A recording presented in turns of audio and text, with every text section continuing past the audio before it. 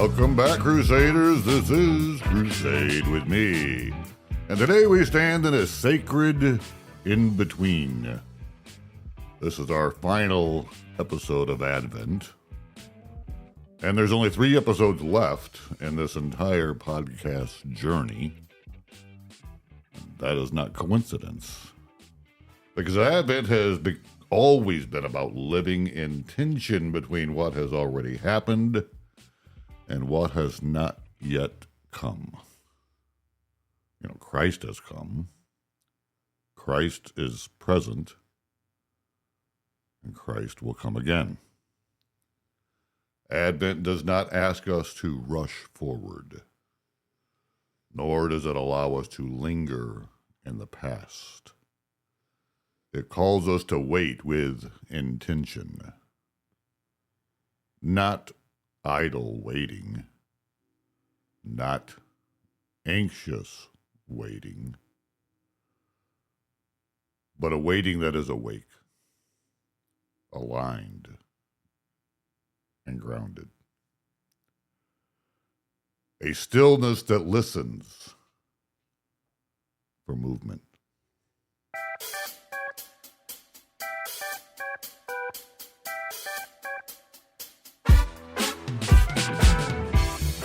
Well, good morning, my queen. How are you? Good morning. I'm good. I'm warm.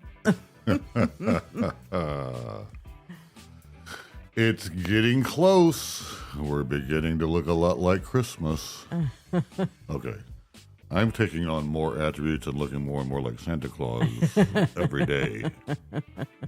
And outside, it's looking less and less like Christmas. Well, we had quite the cyber vortex or winter, whatever they call that. I don't know. It was pretty cold last week.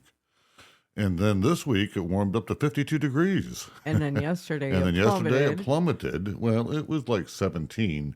The problem with the 17 was there were 40 miles an hour winds, which made it feel like -4. And we had a lot of snow. And then when it warmed up to 52, it rained. Correct. All the snow went away. Yeah. And then we had nothing but ice the other day driving to work. So fun stuff. So no white Christmas for us.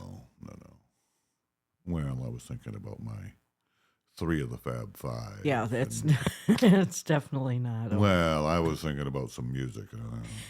I'll have a blue Christmas yes, without you. But I got a plan. You know, we've told you our plan. Yes. Okay. Yes. You know, when they lived in Florida before, we made a video. So I've got a plan this year too. Yeah. Yeah. The part of my... I watched my itty bitty pretty one. She's going to be playing flag football. Mm-hmm. And they take it very seriously there. Well, Andrew does. He's an idiot. But anyway, it's flag football. They're 5. Okay? Uh-huh. This is not going to be Super Bowl Sunday anytime soon. But...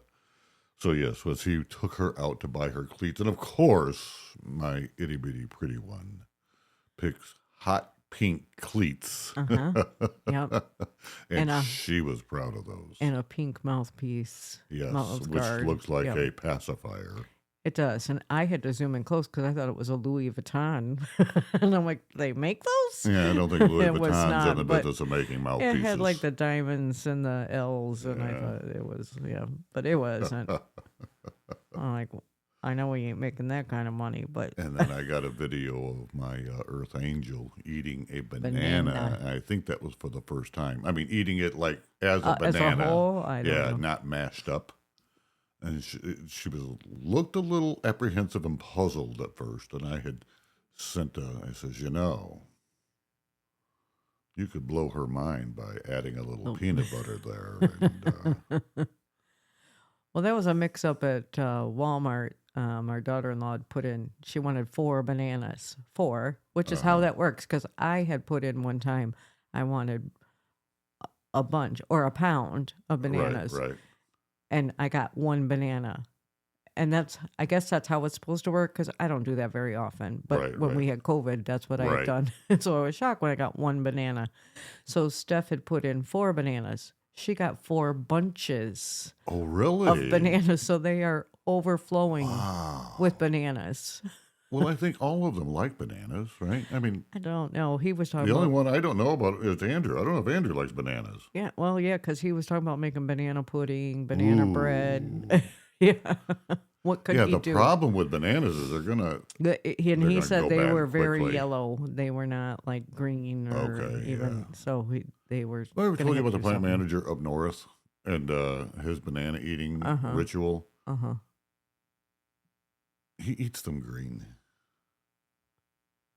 Well, I try to buy And them a little and green he doesn't because, like mine because he says they're too soft. yeah. Well, I'm your like, dad liked them brown, like well, soupy brown. his dad wanted to put a straw in In through it. the peel and drink it. That's when they're ready for banana bread. Or banana pudding. No, not when they're soupy. No, No? you kind of Oh, want that's them right. a Oh, yeah, little yeah, yeah, bit yeah, firm. yeah. Because you're not really using it to make the pudding. No, Yeah, no, you're no, buying the Jell-O pudding Yeah. mix.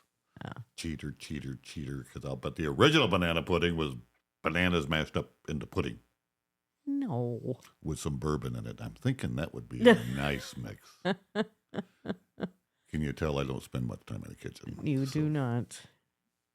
What can I say? But you know what? This is. So we're going to get ribeye today. Yes. I'm looking forward to that. He's going to bring me ribeye. my fa la la la la. I'm quite Yes. certain. Yes. Loves being around my ribeye. Yes. He was, him and his sister were in they had a church program Wednesday night. Wednesday. Yeah, the So we got Christmas program. video of him in his little shepherd costume reading some scripture. And it, Did our hearts good? Yes. You know me, honey, and I don't get. no, you are not an emotionally no, tied man. But it brought a tear to my eye. I know. Watching those two reading, that was awesome. Uh-huh. And we're going to be there Christmas Eve evening. Mm-hmm. That's where our Lutheran journey started, was at that church Yep. that they attend. Mm-hmm. And we'll be there Christmas Eve evening Yes, that'll be lovely. for the Christmas Eve service. Yep. So we're going to get the good shepherd. I mean, not the good shepherd, but we're going to get We're going to get one of them. we're going to get a little good shepherd. Yeah. Yes, and I'm sure he will bring. So we'll have him until Christmas Eve. So Right. he will bring the Christmas spirit through a 9-year-old's Yes. heart. And it's a precious little heart. It is. It is. A precious little heart and a great big smile. And a great big smile. That boy smiles from earlobe to earlobe when he smiles. Mm-hmm. From his bottom of his chin to the top of his head. I will tell you, I will not open a car door while he's here. That's right. That's right. I will not have to pull out my own chair while I'm here. He is Correct. a gentleman through and through. So Amen. he will. I'm sure we will pick up Amma, my mom, and he will love to take us ladies to lunch on my dime. Correct. And he will be in all his glory Correct. because he loves to be with his ladies. And then Tuesday, the day before Christmas Eve, he and I are going to have dinner with your mom at the manor. At the manor, yeah, Christmas dinner. Mm-hmm. Yes, yeah, I'm so excited. She is. So Okay. you are. I know. All right. Yeah. Yes. I'm It was working going to on be you and I, and then when it worked out that we were going to get Yeah. ribeye this week, I said, I will step out and ribeye can take my place, and that And will he'll be make in- my and he mom will be in so all his happy. glory, Oh yeah. yes, and all Absolutely. those ladies up there are going to love him. Yes, they will. Yes, they He'll be busy if he has to go pull out all those people's chairs. will. Yeah. And she will love introducing you both. Because when we took, we visit my mom on Sundays, and we were a little late getting her down to lunch, and all those old ladies were snapping their necks looking at you. I told Mom, I said, you go in there, you tell your friends, put their eyeballs back in their heads. You're taken. Oh, Lord. Oh, Lord. Yeah. they're half blind and their arteries are hardened and they couldn't snap their necks. Anyway, I watched it happen. I'm not exaggerating. And they were the two of them were the ladies we sat with at Thanksgiving, me and Mom. So she knows who I was talking about. yeah. I want everybody listening, and we've done this before, but talking about Ribeye being here, and he's 9. I want everybody to just think about this time of year. Think back when you were 9, and Christmas is close. And I'm assuming, right, school's over now, and so they're not going to be going to school. They're on Christmas break. Mm-hmm. And there's this excitement. Dare I steal a phrase from Heinz Ketchup? It's anticipation, right? Yeah. That's sort of what Advent's about, right? That we marked up the Sears and Roebuck catalog. Right? The presents are wrapped under the tree, and we've snooped out the closets and drawers and everything that we could to help determine, did we get what we asked for? Did we get what we want? Yep. And all of that excitement. Mm-hmm. But you gotta wait. Yep. Right? Yep. And how hard that was. Yep. It was hard. It was hard. My brothers and I used to, in our home, in both childhood homes, we had stairs, and the boys were always upstairs, the 3 of them, and then I was downstairs on the same floor by my parents. Mm-hmm. But on Christmas Eve, I got to sleep upstairs with the boys. So we would have our battle plan of trying to sneak down the stairs to check out the goods after we thought Santa had left and departed. Sure. So we would start walking down the stairs and figuring out which stairs creaked to give us away. Correct. So we would spend a lot of time trying to get 4 of us, or at least 3 of us, because the baby, we were, some of us were teenagers and married out of the house by the time he joined the clan. So we would. That's not exactly true. He was like 7 or 8 when we got married, wasn't he? Yeah. Yeah. 8. 8. Yeah. Okay. So he, anyways, he was trying to get 3 of us down the stairs and make a mental note of which ones creaks and which one you had to jump to the other side and get down. And so that was just always fun, having a night of, for me, a sleepover in the boys' room. Oh, that's always a fun memory. Memories, nothing more than memory. Who is that? Barbara Streisand. But What, you said memories? that's feelings. Was it memories or feelings? It's memories.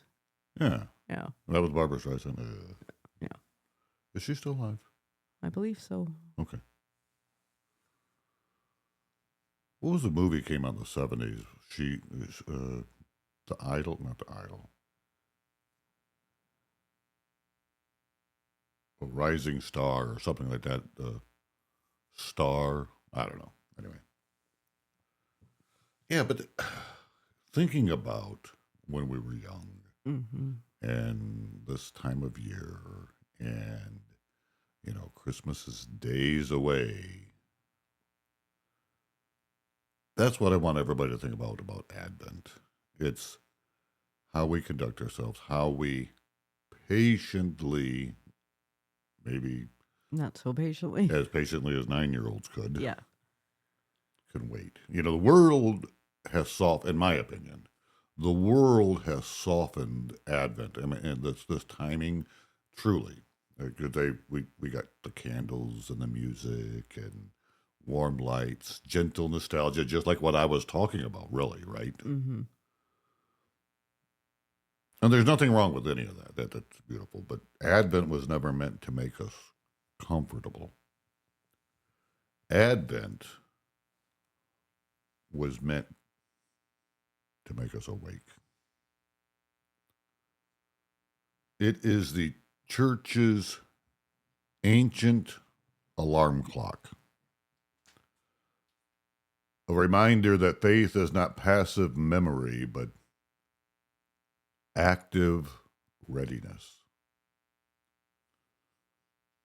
We're not simply remembering a birth long ago. We are preparing for a return that will change everything. Advent trains us to live with our eyes open, to resist drifting, numbing, and spiritual sleep. It teaches us to notice the subtle movements of the soul, to feel when we are out of step, to sense when our inner life has become hurried, scattered, or heavy. Because history is moving toward a moment, and Advent dares us to believe that time has meaning, and that awareness itself is a form of obedience. So what we were just talking about the anticipation, and we've said this many times, that you and I we were not raised with this holiday being a quote-unquote religious holiday. We worked diligently to separate that very clearly, that Christmas was not religious, because if we made Christmas a religious holiday, we were being very Roman Catholic. And so we were raised always to not act that way. But truly, Advent is a lesson that we should have learned, because we would have recognized then, instead of us being all about what step creaks when we step on it to sneak down to understand our gift, that Advent's truly not about us. Right. Right? It's about God. It's about Christ. And that's the thing that when I say the world has softened Advent, it works very, very hard to always distract us. And that's all this is distraction. Mm-hmm.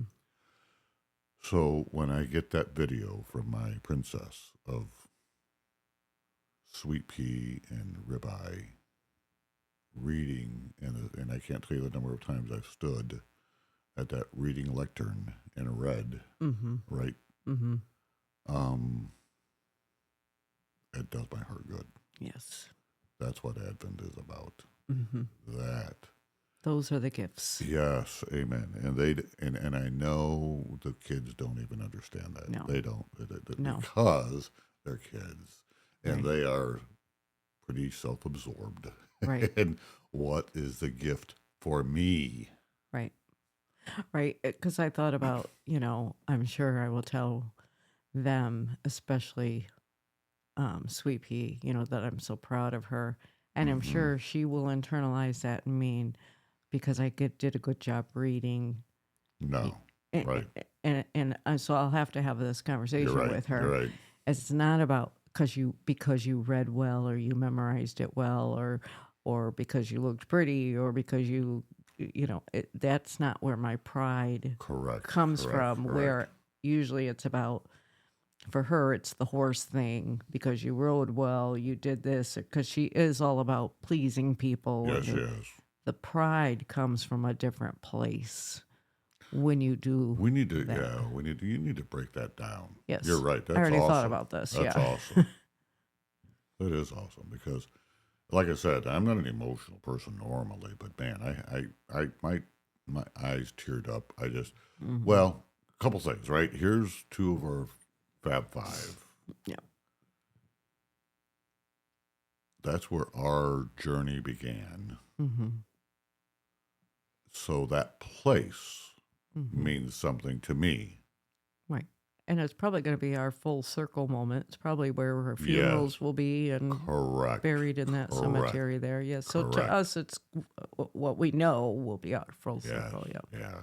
And, but and I guess if it's not about the Fab Five anticipating their gift, and some don't even do that. They just get the gift and it's handed to them the day after Thanksgiving. I have no idea, but anyway, um, but Princess does have her kids wait. If she doesn't parse things out throughout the season, they wait for Christmas Day, Hmm. or at least Christmas Eve. I think they open stuff from Christmas us morning. Christmas Yes. Eve, and then from them and Santa Claus Christmas Day. Yes. So there's that, A little bit of separation. yeah, and there's that waiting, Hmm. which I think is very important. And if you recall, remember when we went down to southern part of the state, we watched Sweet Pea at a show. It was Hmm. the first time we went to that show. It was kind of indoors Yeah. without it being the state fair. Right. um, and of course, I watch Sweet Pea even when she's not performing. I'm kind of watching Sweet Pea. Hmm. Well, first of all, she's in a practice arena with a bunch of people and a bunch of horses. So Hmm. I'm always watching Sweet Pea just to make sure she's okay. And it did my heart good because this is something that you don't see in a lot of youth today. She's holding the reins of her horse. She's standing on the ground, holding the reins of her horse, and she's leaning up against the practice rail, looking out into the show arena. Hmm. And she's just waiting her turn. She's waiting and watching. Hmm. And I thought, this is a beautiful thing. And what a lesson for her. Hmm. At that moment, guess what? It's not about her. Hmm. She's not performing. She's just waiting. Right. I think that is a lesson that a lot of kids don't get. Right. That lesson they miss. Right. And don't get me wrong, I'm not encouraging anyone to go out and buy a horse and have your kid do horse shows because that's a very, very expensive. I wouldn't do it. Okay, that's just, Right.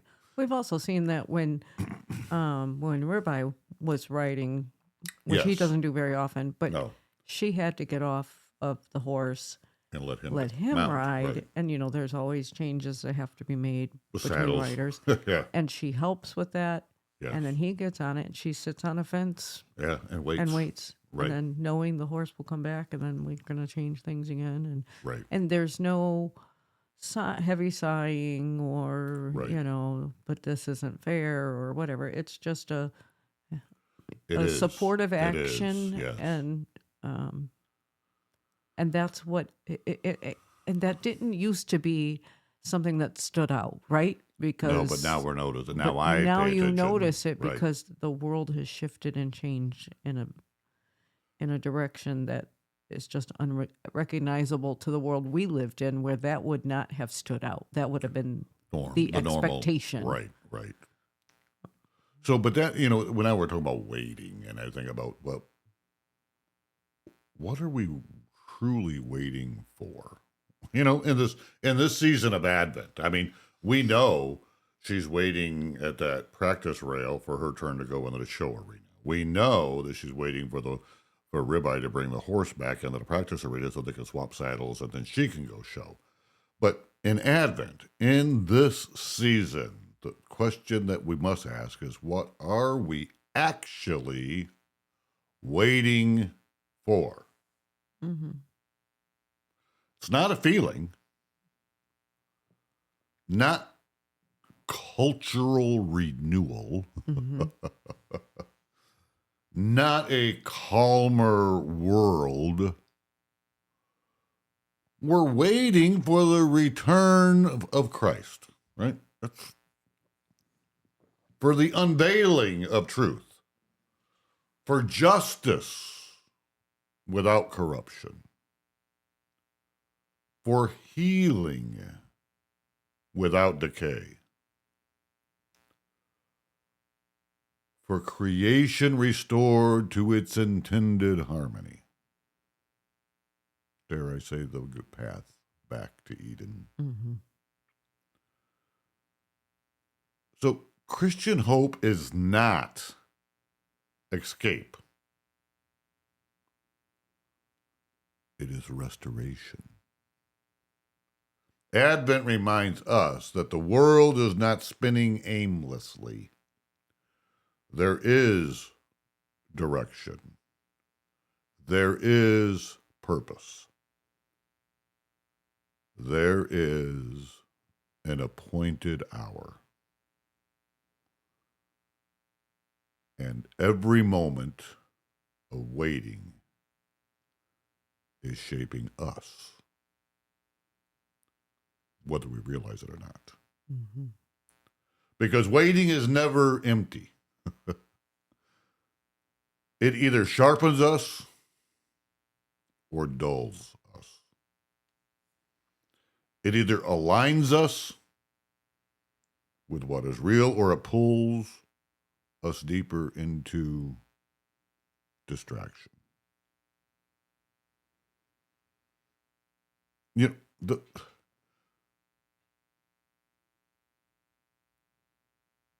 when I watch Sweet Pea at the show,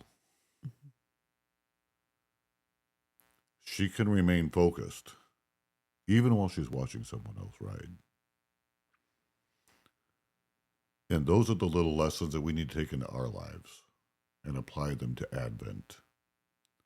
What are the little lessons as I'm waiting that I need to do to correct my posture, my position, my ride? Mm-hmm.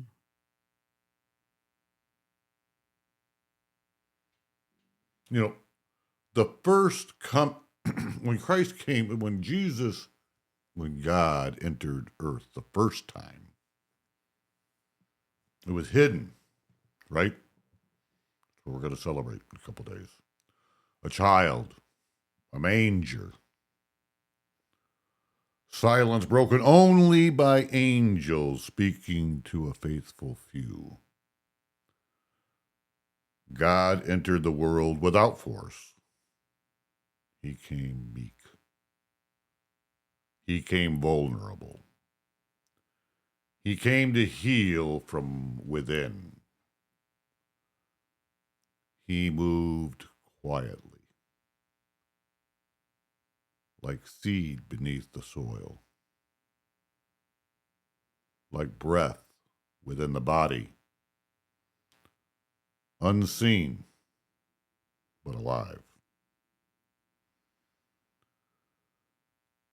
But the second coming will not be hidden. There will be a trumpet,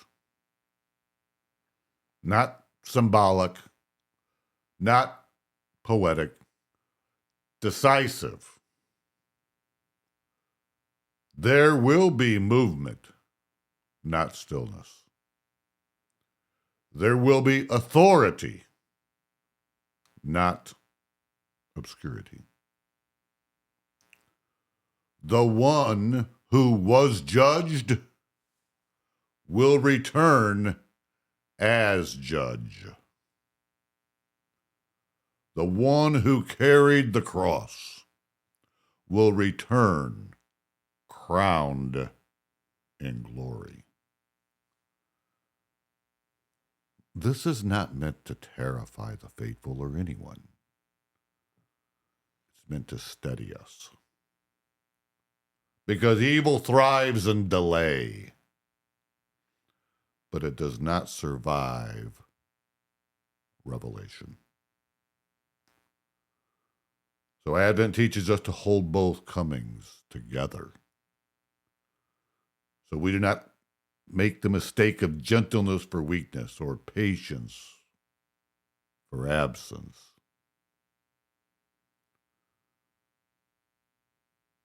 Advent also clarifies something profound. We talk about this so many times, my love. But across humanity, there are so many spiritual paths. Many of them teach discipline. Many teach peace. Many teach wisdom. Many help us to slow the breath, right? I've talked about that many times on this podcast. Mm-hmm. Breathe, right? Quiet the mind. And recognize when we living out of balance. But none are complete in the way Christianity is complete. Because Christianity doesn't end with humanity reaching upward. It begins with God descending. It doesn't offer techniques to escape suffering. It offers transformation through it. It doesn't abandon the body, creation, or time. It redeems them. The Christian story does not dissolve into abstraction. It culminates in resurrection, judgment, and union. Advent reminds us that salvation is not merely moral improvement. It's a participation in divine life. A life that restores right order between God and humanity, between soul and body, between heaven and earth. And that life is coming again, fully, visibly, and permanently.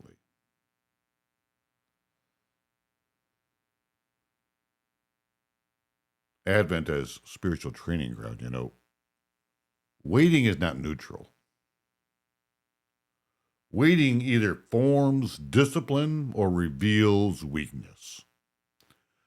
Advent is training. It teaches restraint in a culture of indulgences, silence in a culture of noise, attention in a culture of distraction.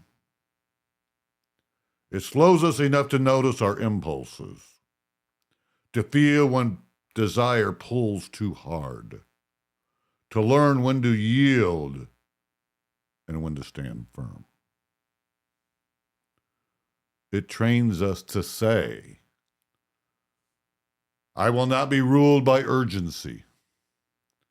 I will not be ruled by appetite. I will not be ruled by fear. Advent prepares us to meet the King by shaping us into people who can stand. Because readiness isn't not about information. It's about formation. About becoming steady, rooted, and responsive. Not reactive.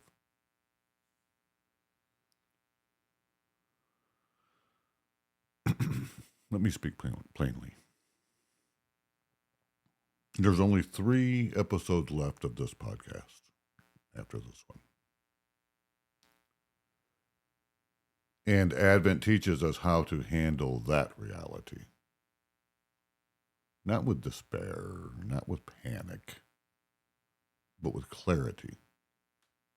Because the end of something reveals its purpose. Advent teaches us to live as people who understand that time is a gift, and that gifts are meant to be used well. If Christ returned today, what would he find us doing? Training or drifting? Watching or sleeping? Faithful or distracted? At peace because we are aligned, or restless because we're not?